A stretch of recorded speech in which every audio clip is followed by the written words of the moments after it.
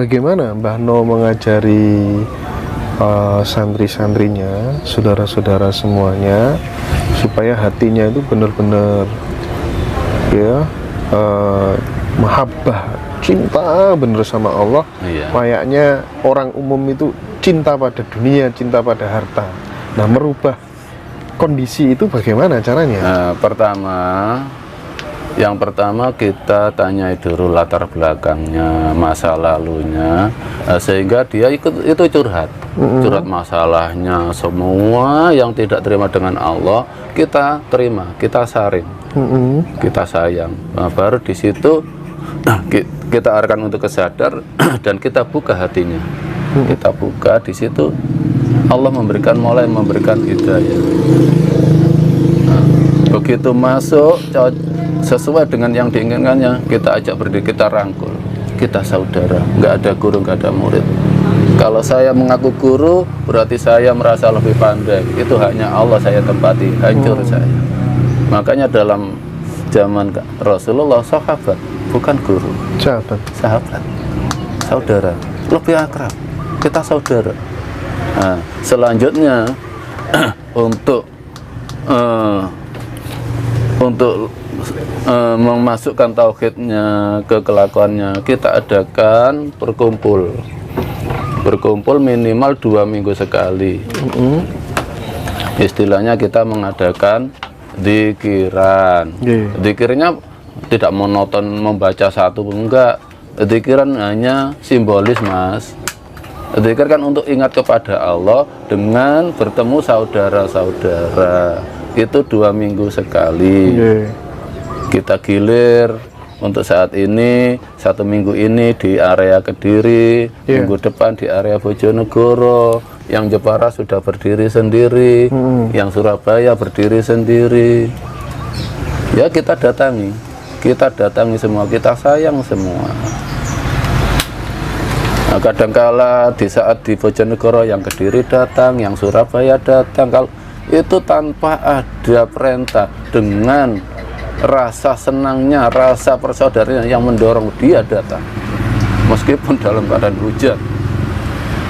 Dikala di Kediri, Bojonegoro datang, kadang Jepara pun datang, Surabaya. Dikala di Surabaya mereka datang. Berarti bersatu karena ikatan cinta kepada Allah. Kita dijanji sumpah setia, bersaudara sampai mati. Enggak ada rasa sakit hati ke saudara, itu enggak ada sama sekali. Entah Allah membimbing di situ, sayang sekali. Iya, Bah, ketika orang memilih jalan menjadi seorang sufi gitu ya, itu orang yang hatinya bagaimana? Saya jujur nggak pernah ada niat ke sufi, ke tasawuf. Yang penting hidup saya salurkan ke Allah. Jadi saya terserah aturannya Allah, saya tidak mengatur Allah. Hanya niat hidup saya bawa ke Allah. Terserah Allah menganggap saya sufi, terserah. Yang penting saya iman, itu aja. Misalnya Mas Hendra selalu nyepi, pakai jubah, bertasbih. Orang memandang, wah itu orang tasawuf. Kan orang manusia yang menilai. Di saat kita menjadi imam musola, sudah pakai kalung serban, itu kiai, kan manusia yang menilai. Agama lain pun begitu, karena pakaiannya, oh itu sebutannya ini, hanya sebutan manusia. Ketika apa tuh namanya, orang di sana dia profesinya adalah tukang becak. Terus kemudian dia menjalani takdir hidupnya dengan kepasrahan yang luar biasa. Berarti ya becak itu sebagai torikohnya dia menghadap kepada yang kuasa.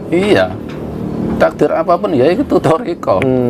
Toriko kan jalan hanya untuk menuju yang kuasa. Kalau misalnya orang belajar tarekot seperti itu ya Mbak ya, sementara syariatnya belum sempurna begitu, bagaimana Mbak?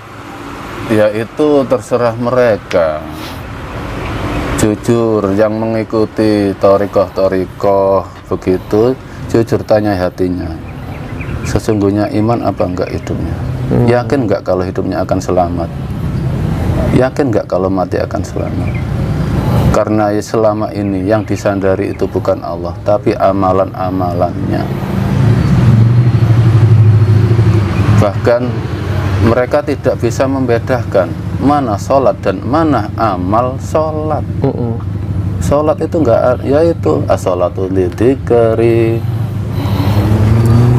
wa aqimis sholata inna sholata kanat alal mu'minin kitaban mawquta. Kitaban mawquta itu sudah lengket tiap detik di hati kita. Bukannya 5 waktu, tapi 24 jam sadarmu ke Allah bahwa itulah sholat daim. Kalau sholat 5 waktu, hanya 5 menit sesudah sholat 5 waktu, kita nggak sadar ke Allah, terus diberikan mati dalam keadaan tidak bertauhid. Apa bisa dikatakan iman? Kalau Mbah No sendiri punya mursyid nggak, Mbah? Kalau mursyid nggak ada, kalau pembimbing ada. Ada ya, kalau pembimbing? Ada. Terus kriteria pembimbing atau apalah sebutannya ya, pembimbing, penuntun, mursyid, itu kriteria yang harus diikuti. Itu kira-kira bagaimana, Mbah? Apa saja? Soalnya kadang kan banyak nih orang yang ngaku-ngaku pembimbing begitu, terus ujung-ujungnya anak buahnya disuruh iuran terus begitu kan. Itu banyak. Ya bukan menyinggung siapapun sih, cuman fakta di lapangan memang begitu. Kalau saya memandang pembimbing itu satu, dia tidak pernah merasa pandai, dia mau berkomunikasi, saling mengisi. Itu mana yang lebih ke Allah? Satu, dia nggak, oh saya mursyidmu, dia nggak punya ya rasa itu punya, ya, sama sekali nggak punya. Keakuannya sudah lebur ya, hilang ya. Cuma dia sudah menempati tauhid murni gitu. Tapi dia menempati situ kadangkala butuh bumbu. Kan gitu, saling mengisi. Nomor 2, dia mau bersaudara dengan saya dunia akhirat. Tapi kan orang menuju iman tidak harus berbaiat kepada salah satu mursyid ya, Pak ya? Iya, enggak. Kalau kan nggak adil juga kalau kemudian harus diwajibkan berbaiat kepada salah satu mursyid kan? Tapi kan zaman sekarang kan zaman modern. Kita hanya melalui misalnya jarak jauh, melalui komunikasi, hanya mengakui tolong dibimbing. Kita bisa aja membimbing jarak jauh, tapi lebih baiknya kita mau mendatangi, Mas. Kita mau mendatangi dimanapun, saya siap mendatangi. Dan pembimbing saya sementara ini memang masih saya sembunyikan. Suatu saat akan muncul dia. Suatu saat. Saya bukan pembimbing, saya juga pengikutnya. Suatu saat pasti dia muncul. Muncul ya, mana ya? Iya, pasti. Iya.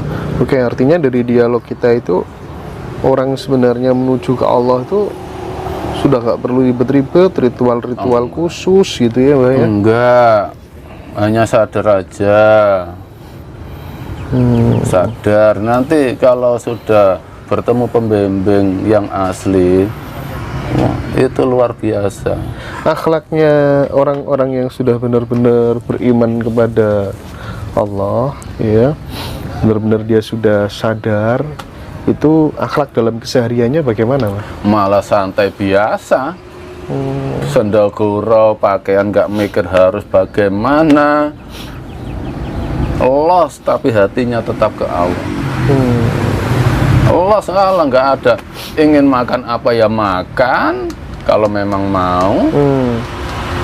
Ada orang cantik lewat, lihat ya lihat. Itu memang pandangan dari Allah untuk apa? Apapun yang ada di dunia, kulu wasrobanian, makan minum seenakmu dengan santai. Asal tak walatus rifu, jangan berlebihan. Kalau berlebihan itu apa? Berlebihan senangnya lali dengan yang memberi itu. Terus rifunya itu yang nggak boleh. Itu aja santai aja lah ke Allah, enjoy. Nah, tantangan terbesar di dalam sebuah kehidupan itu kan sebenarnya pengendalian jati diri, Mbah No. Pengendalian nafsu. Kalau Mbah No bagaimana mengajarkan kepada santri-santrinya terkait dengan hal itu? Nafsu itu kan keinginan. Ya silahkan saya los, tapi ada batasan. Karena di situ Allah memberikan fasilitas. Kalau kita bernafsu kepada wanita, ya nikah. bahkan dijatah sampai 4. Los kan ada tempatnya, Mas. Iya. Bernafsu pada wanita, ya nikahlah, 1 kurang ya 4. Kalau ingin bernafsu makan apa, ya makan. Asal memang nggak ada larangan dalam fisiknya. Misalnya kalau darah tinggi ya harus ada yang dihindari. Kan bisa menimbang sendiri. Ini cocok apa enggak yang saya konsumsi, kan hanya gitu. Nanti ya nafsu ya dilos aja, nafsu makan tidur. Ingin wanita ya ke wanita, tapi dengan pernikahan, nggak seenaknya. Gini Mbah No, kalau di Quran itu kan kalau nggak salah ada ayat yang mengatakan bahwa laki-laki itu maksimal, kalau nggak salah ini Mbah, istrinya 4 begitu Mbah. Sementara teladan kita Rasulullah sendiri itu istrinya 9. Ini kan terkesan paradoks begitu. Nah, gimana Mbah No? Kalau saya Fangkihu ma toba lakum minan nisa'i fasna wa sulasa wa ruba', begitu. Menikahlah dengan seorang wanita toba yang ideal menurut kamu, kan, atau lakum. Masna wa sulasa wa ruba'. Kalau kita menyebutkan dalam angka-angka Arab misalnya 33, salasun wa salasina, 3 dan 30. Itu kan hukumnya tafsir, menikah 4 ya. Masna wasulasa waruba. Kalau di jumlah itu berapa? 9 ya. Masna 2, sulasa 3, ruba 4. Iya. Kalau kan kita terserah, yakin kita pada Rasulullah kan bisa dicontoh. Ayatnya jelas, 2 dan 3 dan 4, 9. Mau apa? Kalau mau menikah 9, Rasulullah mencontohkan, dan Al-Quran kalau di jumlah itu 9. 4 itu kan ketetapan madhab, ketetapan negara. Kalau kita meniru Rasulullah, apa salah? Ya enggak. Tapi di sini kelanjutannya Allah, fa in khiftum alla ta'dilu fa wahidatan. Kalau kamu takut tidak adil ya 1 aja. Kan gitu. Kalau berani 9 ya silahkan 9. Asal adil dalam apa? Imannya. Iya.